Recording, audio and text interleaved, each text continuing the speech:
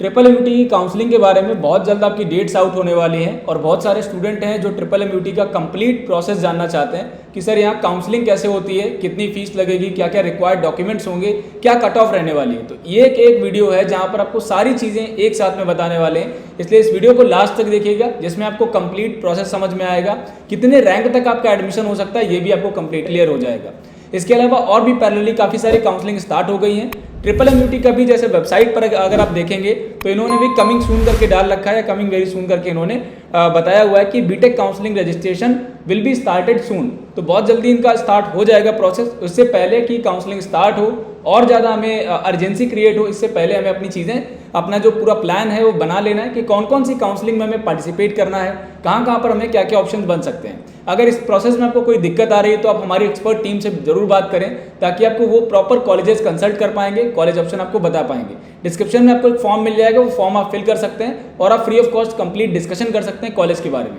काफ़ी सारे top private institute भी हैं जहां पर आपको CSE IT बहुत जल्द क्लोज होने वाला है। जिन कैंडिडेट्स की रैंक ज़्यादा नहीं है, आपकी रैंक बहुत अच्छी नहीं है और आपको किसी गवर्नमेंट कॉलेज में भी CSIT में ऑप्शन नहीं मिल रहा है और आप प्राइवेट में जाना चाहते हैं, तो आप टॉप प्राइवेट कॉलेज के भी ऑप्शन हमारे पास अवेलेबल हैं, जहाँ पर जो कुछ प्रीमियम इंस्टीट्यूट्स हैं, अच्छे कॉलेजेस हैं, वहाँ पर आपको CSE IT ऑप्शन मिल सकता है। चलिए फिलहाल काउंसलिंग पे बात करते हैं। ट्रिपल एमयूटी की जो काउंसलिंग है इसमें आपका प्रोसेस कंप्लीट क्या रहने वाला है। तो 22 का एक मेरे पास ब्रोशर है जिसमें आपको मैं दिखाने वाला हूँ कि इनका एक्चुअली में प्रोसेस पूरा कंप्लीट रहता क्या है।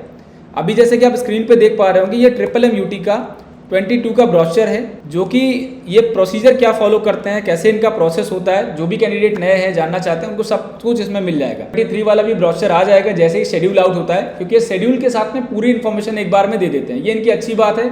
साथ में रिफंडिंग पॉलिसी हो गई, जैसे कुछ बच्चों का जो फीस पेमेंट, जब आपको सीट अलॉट हो जाती है तो आपको पैसा पे करना होता है 40,000, 40,000 रुपये आपको अरेंज करके रखना है अगर आप ट्रिपल एमयूटी की काउंसलिंग में पार्टिसिपेट करने वाले हैं। क्योंकि जब आपको अलॉटमेंट आएगी तो अलॉटमेंट के जस्ट बाद आपको ये अमाउंट पे करना होगा, जिसको हम सिक्योरिटी डिपॉजिट बोलते हैं या एक सीट लॉकिंग अमाउंट बोलते हैं। सीट लॉक करने के लिए आपको ये अमाउंट डिपॉजिट करना पड़ता है। अगर आप ये अमाउंट डिपॉजिट नहीं करते हैं तो जो भी आपकी अलॉटेड सीट होगी वो कैंसिल कर दी जाएगी। और कई सारे क्लॉज रहते हैं, कई सारी चीज़ें रहती हैं, तो वन बाय वन सारी चीज़ों को हम समझेंगे। सबसे पहले एक बार बेसिक से इन्फॉर्मेशन देख लेते हैं ब्रांच के बारे में। ट्रिपल एमयूटी में ब्रांचेस कौन कौन से मिल जाएंगी। देखिए बहुत अच्छा कॉलेज है, नो डाउट। यहाँ पर CSIT EC के अलावा और भी आपकी कोर ब्रांचेस अवेलेबल हैं, जहाँ से कोर ब्रांचेस के प्लेसमेंट भी ठीक ठाक निकलते हैं। लेकिन इसके साथ साथ यहाँ पर जो गवर्नमेंट जॉब वाले बच्चे हैं, जो बच्चे गवर्नमेंट जॉब में जाना चाहते हैं, PSUs में जाना चाहते हैं, गेट क्रैक करना चाहते हैं, उनके लिए बहुत अच्छा ऑप्शन है कि आप कोर ब्रांचेस भी लेकर के यहाँ पढ़ सकते हैं। अगर आपका टारगेट है कि आप हायर स्टडीज में जाएंगे, आप ऊपर आगे जाके पढ़ाई करेंगे, MTech करेंगे जाके, तो डेफिनेटली आप यहाँ पर इस कॉलेज में एडमिशन ले सकते हैं। काफ़ी अच्छा कॉलेज ऑप्शन आपको मिलेगा। फीस स्ट्रक्चर इससे पहले भी बताया, 90,000 के अराउंड इनकी फीस रहती है। जेईई मेन के स्कोर कार्ड अगर आपके पास है देन डेफिनेटली आप इसमें काउंसलिंग में पार्टिसिपेट कर सकते हैं। ब्रांचेस का देख लीजिए, सिविल इंजीनियरिंग आपको ब्रांच मिल जाएगी। सबसे पहले आपकी 3 favourite branches, computer science, IT और EC, ये टॉप 3 ब्रांचेस यहाँ पर अवेलेबल हैं। CSE, IT and EC branch आपकी अवेलेबल है। कोर ब्रांचेस की अगर हम बात करें तो सिविल इंजीनियरिंग, सिविल, इलेक्ट्रिकल और मैकेनिकल, ये तीनों कोर ब्रांच भी यहाँ पर अवेलेबल है। नेक्स्ट आपका केमिकल इंजीनियरिंग भी अवेलेबल है। तो टोटल यहाँ पर लगभग 7 ब्रांचेस हैं जिनमें आप एडमिशन ले सकते हैं। CSIT EC, electrical, civil, mechanical और केमिकल ब्रांच। नेक्स्ट आपका जो एप्लीकेशन फीस है, ट्रिपल एमयूटी की काउंसलिंग में अगर आप पार्टिसिपेट करेंगे तो 2,000 का आपको फॉर्म फिल करना है। ये अमाउंट आपका नॉन रिफंडेबल है, ये आपकी काउंसलिंग की एप्लीकेशन फीस है। नेक्स्ट जो सबसे इंपॉर्टेंट है कि सर एलिजिबिलिटी क्राइटेरिया में परसेंटेज क्या रहने वाली, क्योंकि 75% वाला जो क्राइटेरिया था जिसकी वजह से काफी सारे बच्चे जोसा में पार्टिसिपेट नहीं कर पा रहे हैं। इवन उनकी बहुत अच्छी स्कोरिंग है, मेरे से बहुत सारे ऐसे बच्चे कनेक्ट हैं जिनकी स्कोरिंग 97-95 परसेंटाइल है, लेकिन वो लोग जोसा में पार्टिसिपेट नहीं कर पा रहे हैं। तो आप लोग कुछ स्टेट लेवल में या कुछ ऐसे ट्रिपल एमयूटी जैसे कॉलेजेस हैं, HBTU भी आपका 75 से नीचे में ले लेगा, 60% पे आपको दे रहा है, काउंसलिंग में बैठने का ऑप्शन दे रहा है। तो ट्रिपल एमयूटी, HBTU, आपका YMCA फरीदाबाद वगैरह भी अलग से ऑप्शन कंसीडर कर सकते हैं। तो कुछ ऐसे कॉलेज हैं जहाँ पर आप 75 नहीं भी है फिर भी आप पार्टिसिपेट करके उनमें सीट ले सकते हैं। यहाँ पर अगर हम ट्रिपल एमयूटी में परसेंटेज की बात करें, 55% आपको एटलीस्ट होना चाहिए। मिनिमम ओवरऑल परसेंटेज है वो 55% होना चाहिए, लेकिन PCM परसेंटेज जो है वो आपका लगभग 60% यहाँ पर होना चाहिए। जैसे इसमें लिखा हुआ है 10+2 examination with at least 55% and 50% in case of SC/ST candidate. अगर आप SC/ST कैंडिडेट हैं तो आपको लगभग ज़्यादातर काउंसलिंग में 5% का रिलैक्सेशन मिल जाता है कंपेरेटिवली जनरल OBC कैंडिडेट्स के। जो जनरल OBC कैंडिडेट रहते हैं उनसे लगभग 5% का क्राइटेरिया SC/ST कैंडिडेट का कम होता है। तो जो भी बच्चे SC कैटेगरी से हैं उनके लिए भी 5% का और रिलैक्सेशन यहाँ पर मिल जाएगा। नेक्स्ट आपका 60% आपके होने चाहिए फिजिक्स और मैथ, प्लस आप केमिस्ट्री के साथ अगर आपका कोई वोकेशनल कोर्स है, कंप्यूटर साइंस आपने लिया था, आईटी लिया था 12th में, तो भी आप यहाँ पे पार्टिसिपेट कर सकते हैं। और उसका जो एग्रीगेट है पीसीएम का एग्रीगेट 60% यहाँ पे होना चाहिए। तो 55% ओवरऑल और पीसीएम में 60%, ये आपका एलिजिबिलिटी क्राइटेरिया है।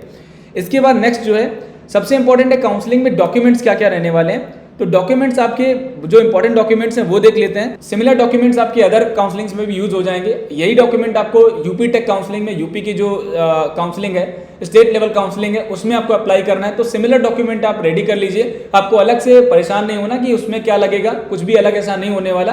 तो सबसे पहले डॉक्यूमेंट की लिस्ट आपको स्क्रीन पे आ रही होगी। 10th की मार्कशीट, 12th की मार्कशीट आपके पास होगी, आधार कार्ड आपके पास, बेसिकली ये डॉक्यूमेंट, ये आपके बेसिक डॉक्यूमेंट है। इसके बाद JEE main admit card, JEE main rank card, ये दोनों आपके पास होना चाहिए, ताकि रिपोर्टिंग टाइम पे ये भी आपके पास, कई बार वेरिफिकेशन टाइम पे आप ये डॉक्यूमेंट्स आपसे लिए जाते हैं। अब यहाँ पर बात करते हैं सबसे इंपॉर्टेंट जो है इनकम, कास्ट और डोमिसाइल की। जो भी कैंडिडेट FW सीट के लिए अप्लाई करना चाहते हैं उनका इनकम सर्टिफिकेट होना जरूरी है। तो यहाँ पर 3 सबसे इंपॉर्टेंट डॉक्यूमेंट्स हैं जो आपकी अलॉटमेंट में कहीं ना कहीं इंपैक्ट डालते हैं, जिसमें आपका एक कैटेगरी सर्टिफिकेट, एक आपका अलॉटमेंट में इनकम सर्टिफिकेट। जो बच्चे FW सीट के लिए अप्लाई करना चाहते हैं, फी वेवर सीट डालना चाहते हैं, उनके लिए इनकम सर्टिफिकेट होना जरूरी है। और वो आपका किस डेट का होना चाहिए। बहुत सारे लोग हैं उनके मन में ये, बहुत सारे लोगों ने मोस्टली हर बार ये क्वेश्चन होता है पेरेंट्स का, स्टूडेंट का, कि सर रिसेंटली 2022 में बनवाया था या जब बच्चे ने जेईई मेन एग्जाम दिया है तब का भी बना हुआ है। तो आपको मैं एक डेट बता देता हूँ, इस डेट से बाद का आपका सर्टिफिकेट होना चाहिए। 31 मार्च के बाद का होना चाहिए, मतलब 1 अप्रैल के बाद 23 में। 31 मार्च के अगर पहले का, 31 मार्च 2023 के पहले का कोई भी सर्टिफिकेट है इनकम, कास्ट या डोमिसाइल, तो वो आपको कई जगह पे एलिजिबल नहीं होगा। आपको न्यू सर्टिफिकेट बनवाना है, अभी आप अप्लाई कर दीजिए, ताकि काउंसलिंग स्टार्ट होने तक आपके ये डॉक्यूमेंट्स बने हुए रेडी हो जाए। बाद में आपको ये ना रहे कि अभी आपको अप्लाई करना है, फिर 4-5 दिन 8 दिन में बन के आता है, तो वो आपके लिए प्रॉब्लम कर सकता है। और अगर आपका पुराना सर्टिफिकेट आपने लगा दिया, तो यूपी टेक काउंसलिंग में, यूपी की स्टेट काउंसलिंग में लास्ट ईयर भी बहुत सारे बच्चों को कैटेगरी का बेनिफिट नहीं मिल पाया था। अगर आपका रिसेंटली 2022 अप्रैल सेशन के बाद का कोई सर्टिफिकेट नहीं है, तो उसमें से आपको फिर जनरल कैटेगरी में कंसीडर कर दिया जाता है, आपको रिजर्वेशन का बेनिफिट नहीं दिया जाता है। ऐसा बहुत सारे बच्चों के साथ हुआ था, इसलिए पुराना सर्टिफिकेट ना लगाएं। स्टेट लेवल काउंसलिंग में लेटेस्ट सर्टिफिकेट आप बनवाएं इनकम, कास्ट और डोमिसाइल का। इसमें से जो जनरल कैंडिडेट होंगे उनका कास्ट सर्टिफिकेट नहीं बनेगा, जिनके पेरेंट्स गवर्नमेंट जॉब में हैं उनका भी यहाँ पर इनकम सर्टिफिकेट नहीं बनेगा। तो वो आप अपने अकॉर्डिंग कैटेगरी वाइज देख सकते हैं। जैसा कि इन्होंने मेंशन भी किया है 11th नंबर पे कि जिन कैंडिडेट्स का इनकम सर्टिफिकेट, जिन कैंडिडेट को फी वेवर सीट में डालना है उनका पेरेंट्स का इनकम सर्टिफिकेट लगेगा। अब ये भी कंफ्यूजन एक रहता है कि सर किसका इनकम सर्टिफिकेट लगेगा। आपके फादर के भी आप पे इनकम सर्टिफिकेट बनेगा, जिसमें आपका भी नाम होगा और आपके पेरेंट्स का भी नाम होगा। तो आपको अपने फादर के बिहाफ पे अपना सर्टिफिकेट बनवाना है। ट्रिपल एमयूटी की ऑफिशियल वेबसाइट पे फॉर्म आएगा। सबसे पहले आप रजिस्ट्रेशन करेंगे, रजिस्ट्रेशन के बाद आपका चॉइस फिलिंग होगा, चॉइस फिलिंग के बाद आपकी अलॉटमेंट आएगी, अलॉटमेंट के बाद आप जब फी डिपॉजिट करेंगे, और वो फी डिपॉजिट 40,000 होने वाला है, 40,000 रुपये आपको डिपॉजिट करना है। उसके बाद आपकी सीट कंफर्म हो जाएगी। फिर आपको कॉलेज में वेरिफिकेशन के लिए जाना होता है, जहाँ पर आप सारे ओरिजिनल डॉक्यूमेंट्स प्लस कॉपी और कम से कम 2 से 3 सेट आप बनवा लीजिए। अगर आप स्पेशली गवर्नमेंट कॉलेज में रिपोर्टिंग के लिए जा रहे हैं तो बच्चे बहुत ज़्यादा परेशान हो जाते हैं, इसलिए अपनी सारे ओरिजिनल कॉपी के साथ साथ फोटो कॉपी जरूर ले लीजिए। कई जगह पे ये फोटो कॉपी या जो कॉपी रहता है वो कंसीडर नहीं किया जाता है। बाकी कम से कम 2-2, 3-3 सेट आप प्रिपेयर कर लीजिए, ताकि जहाँ पर भी डॉक्यूमेंट रिक्वायर्ड होगा तो आप वहीं पे तुरंत दे पाएँ, आपको दिक्कत ना हो। अदरवाइज बहुत बार बच्चों को परेशानी होती है और गवर्नमेंट कॉलेज में बहुत ज़्यादा फिर दौड़ाया जाता है, तो आपको ये सारी प्रॉब्लम नहीं आएगी। नेक्स्ट हम बात करते हैं सीट इंटेक की। तो इनमें आप सीट इंटेक देख सकते हैं स्क्रीन पे। सीएससी सिविल इंजीनियरिंग में 150 सीट्स हैं, कंप्यूटर साइंस में 180 सीटें अवेलेबल हैं, 180 सीट्स हैं, इलेक्ट्रिकल इंजीनियरिंग में 150 सीट हैं, ईसीई में 150 सीट है, 150 सीट्स हैं, मैकेनिकल इंजीनियरिंग में भी यहाँ पर 150 सीट्स हैं, केमिकल इंजीनियरिंग में 75 सीट्स हैं और आईटी में भी 75 सीट्स हैं। तो अगर जो बच्चे सीएसआईटी ईसी में अप्लाई करना चाहते हैं तो टोटल सीट्स अगर मैं काउंट करके आपको बताऊं तो 180 सीट्स आपकी सीएसई में, फिर 75 सीट्स आपकी आईटी में और 150 सीट्स आपकी ईसीई में। तो ये आपका सीट इंटेक है। कट ऑफ के लिए just recent next video upload कर रहे हैं, क्योंकि वीडियो काफी लंबा हो रहा है। आपको नेक्स्ट वीडियो में कट ऑफ बताने वाले अदर स्टेट और होम स्टेट दोनों कैंडिडेट के लिए। तो चैनल को सब्सक्राइब कर लीजिए, वीडियो को लाइक कर दीजिए और जस्ट आपको इसके बाद चैनल पे आपको एक कट ऑफ वाला वीडियो भी मिल जाएगा। भी कॉमेंट है, आप डिस्कस करना चाहते हैं तो हेल्पलाइन नंबर हमारा अवेलेबल है, उस पर आप कॉल करके बात कर सकते हैं या व्हाट्सएप पे भी आप अपनी इंक्वायरी डाल सकते हैं। Thank you very much, keep watching, stay connected.